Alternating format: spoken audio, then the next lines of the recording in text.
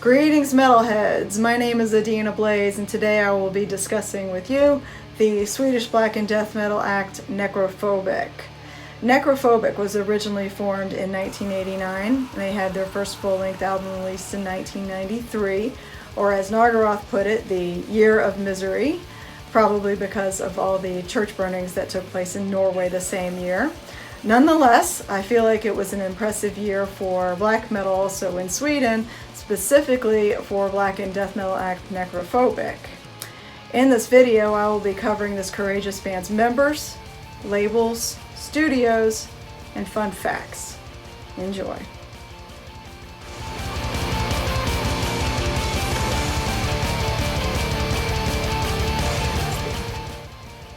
First up, Joachim Sterner. He is the founder and drummer of Necrophobic.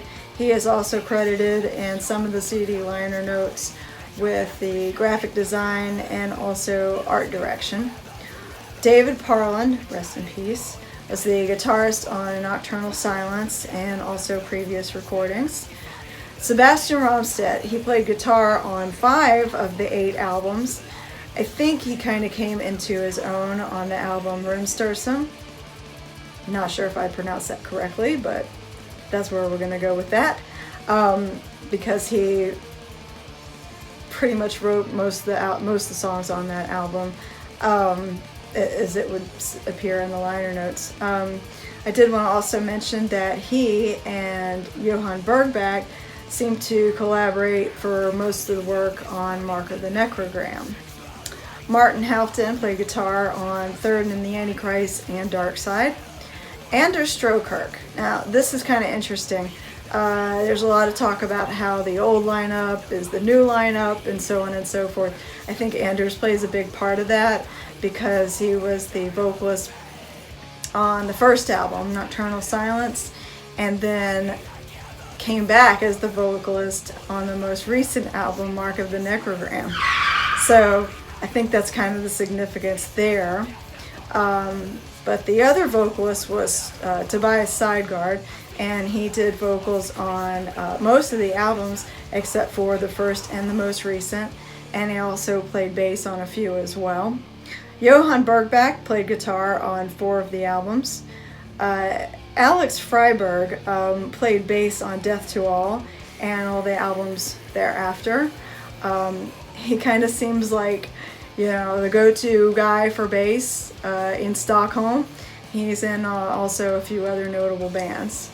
Last but not least is Fredrik Folkar, or I hope I pronounced that correctly as well. He played guitar in Womb of Lilith. However, it seems that he played a bigger role as the band's engineer, and we'll discuss that a little bit more later.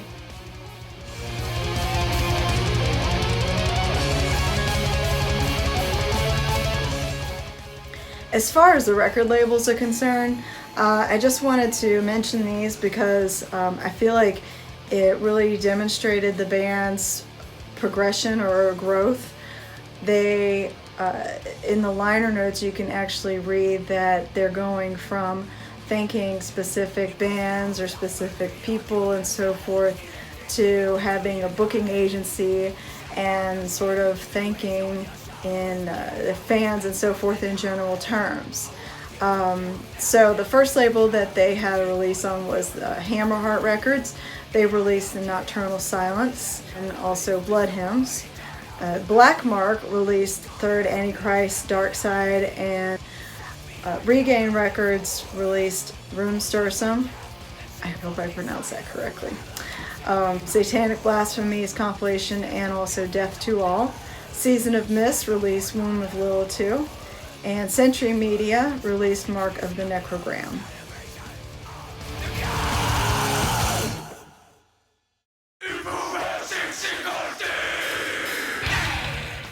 The first fact I have for you is that Pasi Koskinen, or Koskinen, from the band Amorphous, performed guest vocals on the song Asmodee, which was featured on the Womb of Lilith 2 album. Second fact I have for you is that David Parland, who as you recall played guitar on the Nocturnal Silence album, the first album, passed away in 2013, which was the same year as the scandal involving Tobias Sideguard, which resulted in the parting of the ways with the band. The mark of the necrogram is not just an album. It is a symbol or a shield that Necrophobic has used since the beginning. You can see it on every full-length album they have, and it just seems like it's a special Necrophobic only symbol. The band name Necrophobic is actually derived from a Slayer song of the same name. To be exact, it is off of the Rain and Blood album. The fifth fact I have for you is that Necrophobic has recorded their albums in only 2 different studios. The first one is Studio Sunlight with Thomas Skogsberg. They recorded there for part of their discography, and then the later part of their discography they recorded at Chrome Studios with Fredrik Folkar, who, as you recall, was the guitarist for the band on the Womb of Lilith 2 album. So he kind of played, like I said, a greater role as their engineer than rather another musician in their band. Somewhere along the line, the Temple of Damnation studio came into the picture.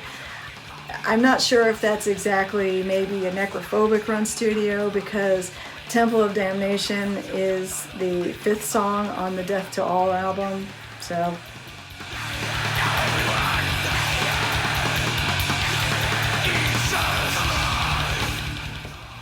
last but not least, hail Stockholm. As I mentioned before, Necrophobic hails from Stockholm, Sweden. They are one of a handful of bands that are similarly styled. I already knew that there are a handful of bands in the Stockholm, Sweden black and death metal, black metal, death metal community. I wanted to mention a few of these. Thankfully, Necrophobic made it a bit easier because they thanked them in their liner notes thanks list. So, thanks guys. So, we're going to give you 10 of them. Maybe you'll go check them out. So, we're going to start alphabetically. The first is Amonomarth, Dawn, Dark Funeral, Dismember, Dissection, Grave, Unanimated, Unleashed, Spasmosity, and finally Watain. In conclusion, thank you for tuning in today. I hope that you found this video educational, informative, and maybe even entertaining. I do invite you over to my YouTube channel, Adina Shreds 666. Make sure you hit the subscribe button and check out all the videos I have there, including covers on bass, guitar, shred and scream covers. I have live videos. I have other band reviews on there as well. In addition to those, check out my band Blizzard Beast.